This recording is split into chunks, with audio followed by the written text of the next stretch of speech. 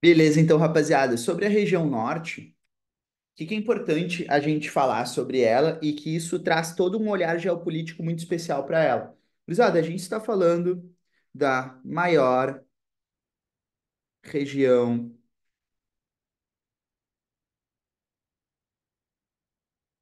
maior região do Brasil. Gente, ela sendo a maior região do Brasil, isso envolve uma série de questões, né? De tipo assim, cara, como é que a gente vai manter a soberania nacional sobre essa região que é muito grande? E daí a gente vai ver que ao mesmo tempo que ela é muito grande, vai ter a menor densidade demográfica do Brasil. Então a gente vai ver que enquanto a densidade demográfica do Brasil ela fica em torno de 25 habitantes por quilômetro quadrado, na região norte em torno de 4 habitantes por quilômetro quadrado. E a gente sabe que a distribuição não são exatamente 4 pessoas ali em cada quilômetro quadrado. Então, o que que isso acaba impactando? O que que isso acaba afetando, gente? Cruzada, isso afeta em várias questões de soberania nacional. Então, durante a história, diversos projetos olharam com preocupação para a região norte. Tipo, como que a gente vai fazer para integrar ela o suficiente? Como que a gente vai fazer para garantir a soberania nacional dela o suficiente? Então, ao mesmo tempo, tu tem uma floresta gigante, tu tem, né, recursos naturais muito valiosos, tu tem um monte de vizinhos que estão de olho na Amazônia, podem dizer que não, mas estão de olho. Tem ali a sua cotinha da Amazônia, mas como é uma região, tipo, pensa assim, é uma região que grande parte das pessoas que moram na Amazônia, pensa isso no século XX, no século XIX, as pessoas não se identificavam nem como brasileiros, eram grande parte povos indígenas. É a região, né, a região norte, vai ser a região com maior extensão em terras indígenas demarcadas. Então, gente, olha só como tu tem cenários que vão ser conflitantes. Tu tem terras de indígenas demarcadas, é a região do Brasil que tem maior extensão em terras indígenas demarcadas, e isso já apareceu no Enem algumas vezes. Daí, tu tem um olhar político para essa região e tu tem um olhar ambiental. Então, a gente está falando aqui, maior floresta do mundo, tá? A gente está falando da maior bacia hidrográfica do mundo, que está nessa região. A gente está falando da região que tem, ao mesmo tempo, o maior aquífero do mundo. Então, gente, será que a água é um recurso importante? Pesada, muito, né?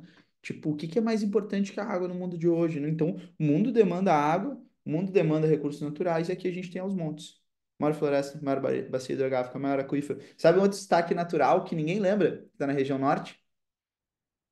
Ponto mais alto do Brasil. Qual que é o ponto mais alto do Brasil? Mandem no chat. Ponto mais alto. Qual que é o ponto mais alto do Brasil?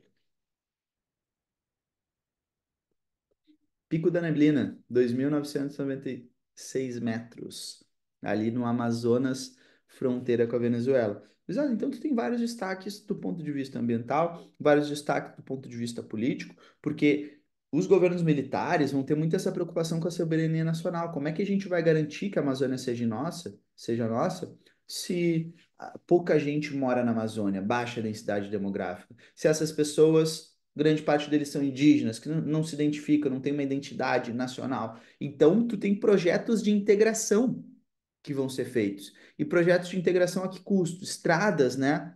Que vão ser, né, construídas. Então, tipo, estradas, por exemplo, eu comentei sobre a rodovia Transamazônica, a BR-230, tem mais de 1.700 quilômetros não pavimentados, né? Então, a gente está falando de um processo ali de integração lento, né? Um processo de integração que depende muito de uma infraestrutura externa, né, de uma infraestrutura nacional. Então, o Estado Nacional destina muito tempo, muitas políticas, muitos recursos para a Amazônia por entender o quão estratégico, né, o quão estratégica é essa região. Então, a gente vai ter vários destaques naturais, né, a nível internacional, maior floresta do mundo, maior bacia hidrográfica do mundo, maior aquífero do mundo, ponto mais alto do Brasil, tá? Do Brasil, né? Não vai achar que é o ponto mais alto do mundo, né?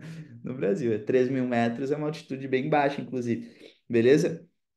Alguém mandou, achava que era o Monte Roraima. O Monte Roraima também é alto, né? Mas fica abaixo, né? Desse pico, né? Que chega ali o ponto culminante do Brasil. Beleza. Então, a gente vai ver que por conta, quando a gente pensa na região norte, se pensa muito nessa questão de soberania nacional. Então, precisamos levar pessoas para a região norte para garantir que esse território seja nosso e não apropriado por outros países. Então, a gente vai ter vários projetos de integração. Gurizada, então, por exemplo, desses projetos de integração, vai se destacar, em 1960, né, o PIM, que vai ser dos governos militares, Projeto de Integração Nacional, de 1970, que vai ser responsável pela construção da BR-230, rodovia transamazônica. Porque, ao mesmo tempo, a gente tem rodovias muito precárias. A própria Transamazônica é precária, mas eles estavam tentando lutar contra, né, um eixo, né, tipo, muito precário de acesso. Então, justamente essa falta de integração que acaba sendo muito simbolizado por essas rodovias precárias, acaba sendo compensado de outras formas. Então, esta vai ser a região que, por conta disso, vai ser uma região que vai predominar de todas as regiões brasileiras, a que mais vai utilizar o transporte fluvial, seja para passageiros, seja para carga, né? Mas vocês entenderam, existe um interesse nacional em apropriar, integrar, né? Tinha alguns lemas do projeto de integração nacional. Um era integrar para não entregar. Então, é uma ideia meio desenvolvimentista, tá? Tem vários problemas nisso. E outra era, que era pior ainda, esse já é um slogan ruim. Tem outro que era pior ainda, que era levar gente sem terra para terra sem gente. Só que, tipo assim, daí tu ignora os povos indígenas, né? Foda-se que eles existem. Sendo que é a região de, tipo, maior presença de povos indígenas a nível nacional. Tem um município ali, São Gabriel da Cachoeira, que é um município que tem, tipo, muito, né? É um município onde tem a maior proporção de indígenas a nível nacional. Cruzada, só que ao mesmo tempo, o que que a gente tem? A gente vai ter no Pará se desenvolvendo uma economia mais dinâmica. Então, tu tem uma região de fluxos lentos, né? Então, a gente falou que a informação demora para chegar, a ciência, as mercadorias, os capitais, as pessoas demoram para chegar, né? Tipo, não é a mesma forma que a globalização bate na região sudeste, ela bate na região norte. Mas no Pará a gente tem uma economia dinâmica e diversificada. Luizada, então, por exemplo, o Pará vai ser um destaque econômico pelo ponto de vista da exploração da mineração. Então, pensou em mineração a nível nacional, é Minas Gerais e Pará. Não é só Minas Gerais e Pará, mas esses vão ser os mais destacados. Em mineração, a gente não tem como deixar de falar sobre o programa Carajás, muito destacado ali na produção, né, de ferro, de manganês, tá? Inclusive, o programa Carajás desenvolve uma ferrovia que vai desde lá do sudoeste do Pará até cidade de São Luís, né, para exportação, né? Então, pô, um desenvolvimento mineral grande. A gente vai ver que existe no Vale do Rio Trambetas a exploração de bauxita, tá? Existe ah, o beneficiamento da bauxita que se transforma em alumínio em Barcarena, em indústrias de beneficiamento como é a Lubrás e a Lunorte. Existe, né, todo um processo de exploração mineral. Teve a maior corrida de ouro, foi no Brasil, né? Foi no Brasil que foi, né, a Serra Pelada. Então a gente vai ver que tu tem a mineração, junto com isso tu tem o beneficiamento da mineração, junto com isso tu tem um agronegócio que vai se desenvolvendo, tem um grande rebanho bovino, cidades como, por exemplo, São Félix do Xingu, tu vai ter, né, todo um processo de que para atender as demandas energéticas, tu vai ter simultaneamente com isso a construção da usina de Tucuruí, e daí, simultaneamente com isso, tu tem um avanço da fronteira agrícola, que faz com que o Pará seja o estado brasileiro com maior ocorrência de violência no campo. Olha aí quanta coisa, né?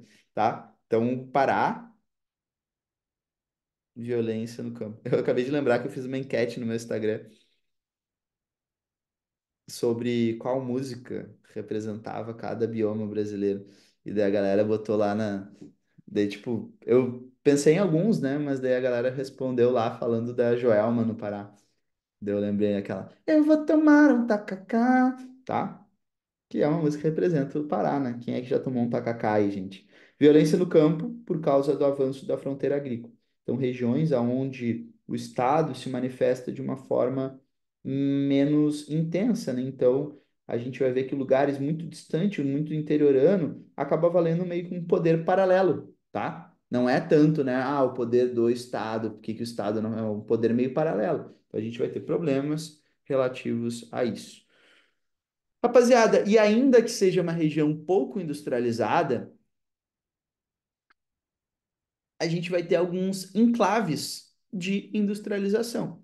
E um deles, né, que a gente tem que falar é a Zona Franca de Manaus. Rapaziada, o que se consiste numa zona franca? É uma zona livre de impostos, beleza? Então a gente vai ver que a Zona Franca de Manaus, ela vai ser criada como um porto livre em 1957. E daí depois, em 1967, ela vai ser criada, então 10 anos depois da criação como Porto Livre, ela vai ser criada como Zona Franca. Então a gente vai ter esse processo ali na metade, né, meados do século passado, a gente vai ter um processo de, não, vamos criar uma zona. E por que isso, gente? Isso aqui tem a ver com aquela questão geoestratégica e territorial. Eu vou fazer de Manaus uma metrópole amazônica, tá? Eu vou fazer de Manaus uma metrópole amazônica. Então a ideia é de tipo, não, essa região, será que é do Brasil? Será que não é? Mas é uma região de baixa densidade demográfica. Quando tu pega a posição de Manaus, gente, Manaus está no coração da Amazônia. Tu tem uma metrópole amazônica, é muito um simbolismo de tipo, não, esse território é meu. Olha que a quantidade de brasileiros que tem aqui, né? E isso representou uma grande atração populacional para Manaus. Só que qual que é a consequência, né? Tipo, eu botei aqui uma fotinho da Honda, né? Quem é que já viu algum produto com esse logo, produzido no Polo Industrial de Manaus? Gurizada, as indústrias, né, vão vir produzir em Manaus por causa de quê? Por causa de incentivos fiscais. Então vamos pensar na Honda. A Honda vai produzir em Manaus porque ela produzindo em Manaus, ela vai ter a moto dela para ser vendida, né? Ela vai ter a moto dela para ser vendida sem impostos, ou seja, ela vai ser vendida a preço de produto nacional. E isso coloca a Honda numa posição competitiva em relação a outras motos importadas. Faz sentido para vocês?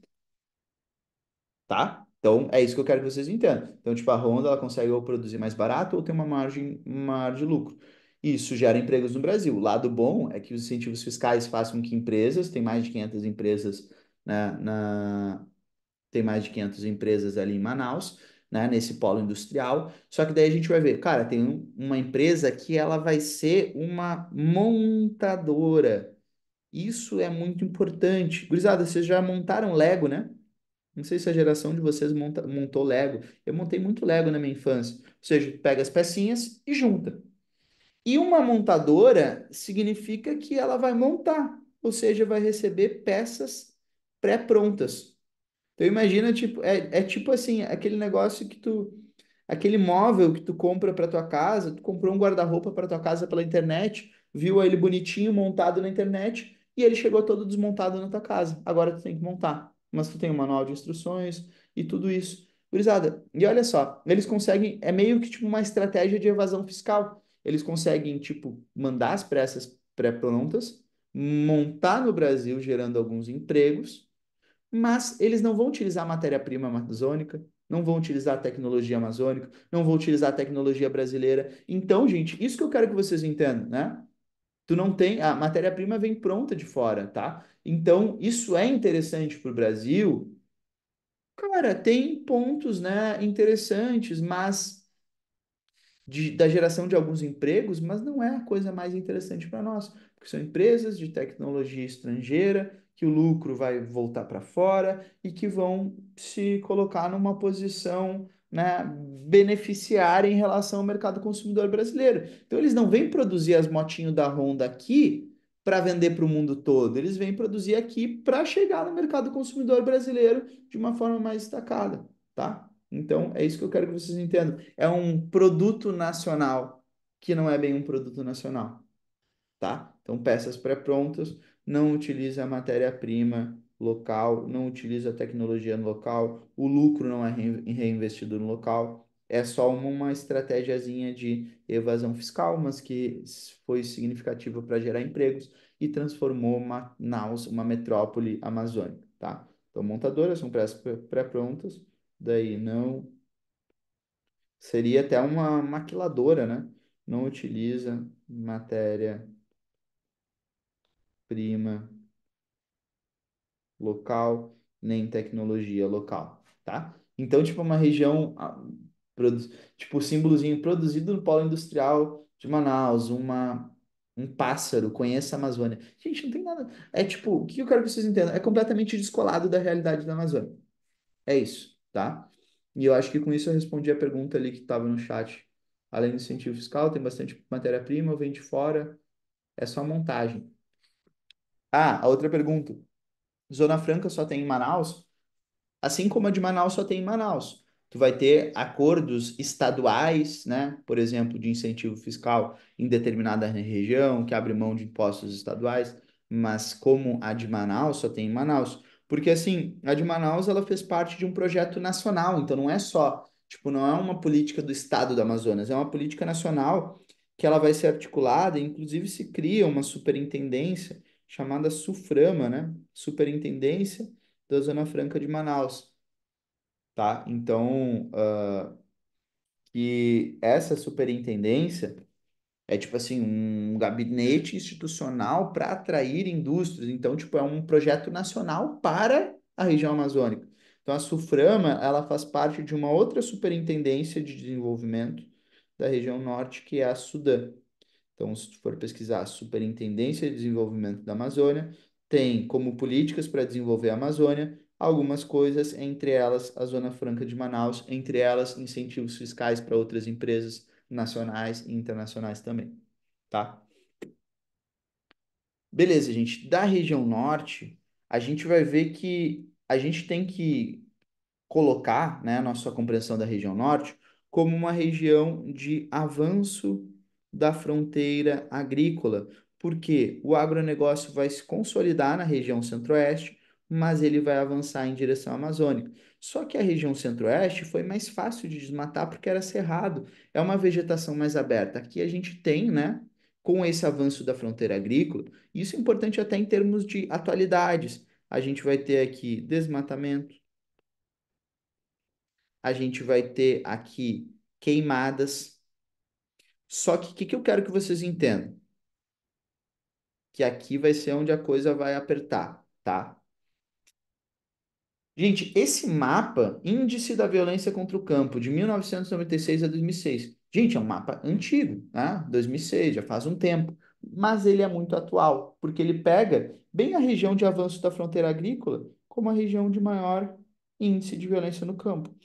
Por quê? Porque ao mesmo tempo que a gente tem esse avanço da fronteira agrícola, a gente vai ter o que o Chico Mendes chamava de povos da floresta. O que são os povos da floresta, rapaziada? Os povos da floresta vão ser indígenas, vão ser ribeirinhos, né? Vão ser quilombolas, vão ser seringueiros, diferentes povos que vivem de uma lógica, né, de extrativismo vegetal ou até de caça, pesca e coleta, né?